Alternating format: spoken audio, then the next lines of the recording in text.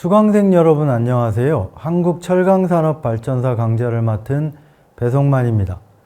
이번 강의는 마지막 12번째 강의로 1990년대 이후 한국철강산업에 대해 말씀드리겠습니다.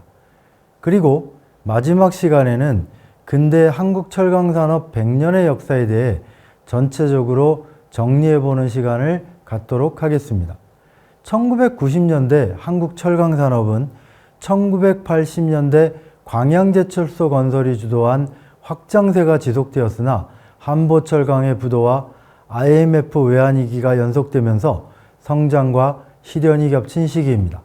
2000년대는 1970년대 포항제철, 1980년대 광양제철소에 이어 제3의 종합제철소로 현대제철이 탄생하여 한국의 철강산업의 성장이 최절정에 이른 시기입니다. 그리고 2010년대를 전후해서부터는 성장 단계를 지나 성숙, 구조조정 단계에 진입했는지 여부를 고민하는 시점이 되었습니다. 우선 이번 첫 번째 시간에는 1990년대 한국 철강산업에 대해 말씀드리겠습니다. 우선 광양제철소의 본격 가동에 따른 포항제철의 성장에 대해 살펴보도록 하겠습니다. 1992년 광양제철소가 완공되면서 포항제철 전체로는 2080만 톤의 생산 능력을 갖춘 세계 3위의 철강업체가 되었고, 일관제철소로서는 규모의 경제 효과가 가장 큰 것으로 평가되는 1000만 톤 규모의 제철소 2개를 운영하는 기업이 되었습니다. 이른바 2개의 폐를 가진 세계적인 최신 제철소로 불린 것도 이 즈음입니다.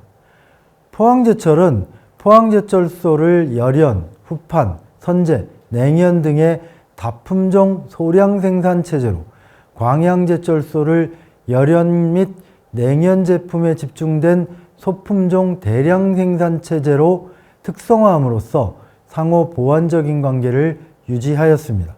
그러나 1990년대 포항제철의 경영은 그렇게 순탄하지만은 않았습니다. 우선 경영에 정치권의 영향력이 미치면서 일정한 혼란이 있었습니다. 1968년 포항제철 설립부터 회사를 이끈 박태준 회장의 사임은 이를 상징하는 사건이었습니다. 이후 김영삼 문민정부 시절 포항제철의 경영진은 정치의 입김이 들어간 인사들이 계속되었습니다. 이로 인해 경영진 내부의 갈등과 대립도 표출되었습니다. 두 번째 시련은 역시 1997년 IMF 외환위기입니다. 이때 포항제철은 창사 이래 처음으로 감산 정책을 쓸 수밖에 없었습니다. 조강 생산량은 1997년에 2643만 톤에서 1998년에 2557만 톤으로 감소했습니다. 그럼에도 불구하고 1990년대 포항제철은 굳건한 성장을 계속했습니다. 경영에 정치적 압력이 작용하고 외환위기라는 돌발 변수에 따른 감산 등이 있었지만 이러한 포항제철의 성장을 막지는 못했습니다. 우선 설비 확장이 이전 시기만큼 대규모로 이루어지지는 않았지만 생산 능력은 1990년대 말에 이르면 3천만 톤 체제를 갖추게 됩니다. 기존 설비의 개보수를 통한 능력 향상이 주를 이루었지만 1999년 광양제철소에 307만 톤급의 제5고로가 신설되어 가동에 들어간 것도 영향을 미쳤습니다. 또한 생산되는 철강제의 고급화 전략도 추진되었습니다. 포항제철은 1994년 8월에 중장기 설비 투자 마스터 플랜을 수립하였습니다. 그것은 용융환원법에 의한 신재선 공장의 건설, 박슬래브 주조법에 의한 전기로 미니밀, 즉 소형 제철소의 건설, 냉연, 표면 처리, 스테인레스 등과 같이 부가가치가 높은 제품의 생산 능력 증가, 노후 설비에 대한 합리화 및 신예화의 지속적 추진 등을 내용으로 했습니다. 기존 시설의 개보수, 즉 합리화, 신예화를 통한 설비 능력 확장과 신기술 도입, 제품 고급화라는 1990년대 포항제철의 경영 전략은 일정하게 목표를 달성한 것으로 평가됩니다. 표는 1990년대 포항제철의 영업 성적을 정리한 것입니다. 이를 보면 조강 생산량은 2개의 폐를 가진 세계적 최신 제철소의 본격 가동 첫 해인 1993년 2250만 톤에서 1999년 2650만 톤으로 향상되었고, 매출액은 1993년 7조 원대에서 1999년에는 10조 원을 돌파하였습니다.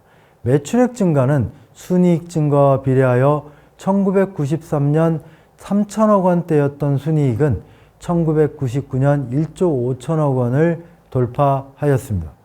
1999년 매출액 대비 순이익률은 14.6%로 생산 제품의 고급화 전략 역시 일정하게 효과를 나타내고 있음도 알 수 있습니다. 21세기에 접어든 2002년 포항제철은 기존 포항종합제철 주식회사의 사명을 주식회사 포스코로 변경하였습니다. 다음으로 1990년대 포항제철을 제외한 국내 철강업계 전체적인 상황으로 보면 가장 두드러진 변화는 전기로 제강의 대약진입니다. 포항제철로 상징되는 대형 고로와 LD 전로로 이어지는 제강폭과 달리 주로 민간 소규모 제강업체가 주도했던 전기로 제강은 그 생산 능력이 1990년대 초 800만 톤 수준에서 1990년대 말에는 2천만 톤을 넘어섰고, 전로 부분의 생산 능력을 앞지르기도 하였습니다. 1999년 전기로 제강을 통해 생산된 강철은 2247만 톤이었습니다. 전기로 제강 부분의 급격한 생산 능력 증가에 힘입어 한국철강산업의 전체 철강제 생산량은 1993년에 3,377만 톤에서 1997년에는 4,473만 톤으로 불과 4년 만에 1,000만 톤 넘게 증가하였습니다. 1990년대 민간의 주요 전기로 제강 업체는 거의 대부분 대규모 설비 확장을 단행합니다. 설비 확장의 내용도 대부분 대형 전기로의 신설입니다. 인천제철은 1992년과 1994년 각각 80톤, 90톤 전기로를 설치하였는데 창사 이래 가장 큰 설비 확장이었습니다. 강원산업은 1992년 100톤급, 1996년 130톤급 전기로를 신규 가동하였습니다. 동국제강 역시 1992년 100톤급 전기로를 설치하여 가동을 시작하였습니다. 이러한 민간 철강업계의 전기로 제강의 설비 확대에서 가장 주목받는 것은 한보철강입니다. 건설업을 주력으로 급성장한 한보그룹이 1980년대 철강산업에 진입하면서 설립한 신규 회사로 1995년 150톤급 전기로 2기를 주력 설비로 하여 충남 당진에 제철소를 건설하여 가동에 들어갔습니다. 150톤급 전기로는 1990년대 가장 큰 규모의 전기로였습니다.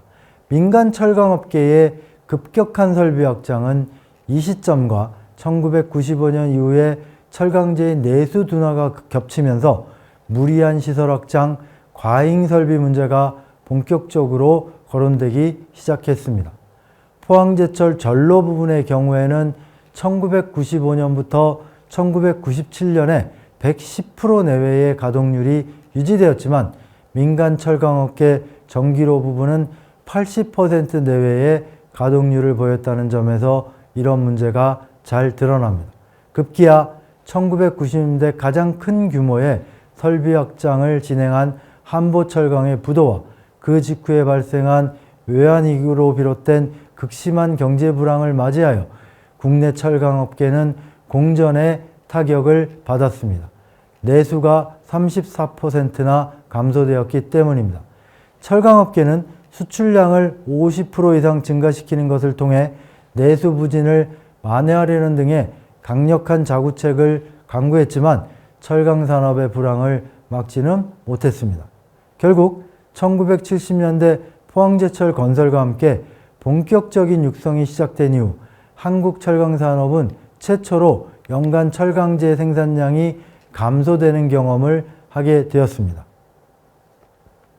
1990년대 초반 광양제철소의 본격 가동과 민간 전기제강업계의 대규모 설비 확장으로 활기차게 시작했던 한국 철강산업은 1990년대 후반부터 국내 내수 침체로 시작된 불황이 IMF 외환위기로 결정적 타격을 받으면서 위기에 직면했습니다. 포항제철의 경우 영업실적은 성장 일로에 있었으나 박태준 회장의 사임 등으로 경영이 불안정한 상황이었고 IMF 외환위기에 따른 국내 경제 침체도 직면해 있는 상황이었습니다. 전기로 제강을 중심으로 하는 민간 철강업계는 1990년대 전반 집중적인 설비 확장을 통해 100톤이 넘는 대형 전기로 설비들이 가동에 들어갔고 이후 불황에 따른 내수 위축, IMF 외환위기가 겹치면서 주요 철강 업계들의 부도 사태가 일어난 상황이었습니다. IMF 외환위기 직전인 1997년 1월 한보철강이 부도를 냈고 3월에는 산미특수강이 부도 처리되었습니다. 이들 주요 철강회사의 부도는 당시 국내 경제에 큰 충격을 주었음은 물론 혹자에 따라서는 IMF 외환위기의 원인을 제공한 사태로 보기까지 하였습니다. 결국 21세기를 맞이하는 상황에서 한국 철강업계는 매우 어수선한 분위기 속에 있었다고 할 수 있습니다. 특히 전기로 제강 중심의 민간 철강업계도 과잉 투자와 그 해결책으로서의 구조조정의 필요성이 대두한 상황에서 21세기를 맞이하게 된 것입니다. 21세기 철강산업에 대해서는 다음 시간에 이어가도록 하겠습니다.